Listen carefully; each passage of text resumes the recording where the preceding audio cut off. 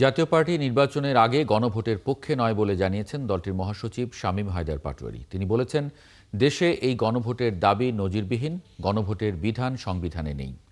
শনিবার দুপুরে জাতীয় পার্টির রংপুর মহানগর ও জেলার কেন্দ্রীয় কার্যালয়ে নেতাকর্মীদের সাথে মতবিনিময় শেষে তিনি এসব কথা বলেন। তিনি বলেন, বর্তমানে দেশ গভীর খাদের কিনারে পড়ে গেছে, বিভাজনতন্ত্রের দিকে যাচ্ছে, স্বৈরাচারী সংস্কার দেশের মানুষের উপর চাপিয়ে দেওয়া হচ্ছে। এভাবে চলতে থাকলে দেশে গৃহযুদ্ধ লেগে যাবে। এই অবস্থায় জাতীয় সংলাপ জরুরি উল্লেখ করে তিনি বলেন, সেখানে সব দলের অংশগ্রহণ থাকতে হবে। সব দল ঐক্যমতে পৌঁছলেই দেশ সংকট থেকে উত্তরণে যাবে।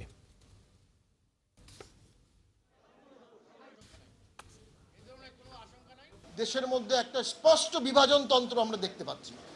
এক ভাগ ঐক্য পরীক্ষায় বাদ দিয়ে দেওয়া হয়েছে, এক ভাগ ঐক্য পরীক্ষায় সম্পূর্ণ অংশগ্রহণ করেছে, আরেক ভাগ ঐক্য প্রক্রিয়ায় অংশগ্রহণ করেছে কিন্তু পরে দ্বিমত পোষণ করেছে। এই প্রেক্ষাপটে যে গণভোটের দাবি করা হচ্ছে, এটা নজিরবিহীন।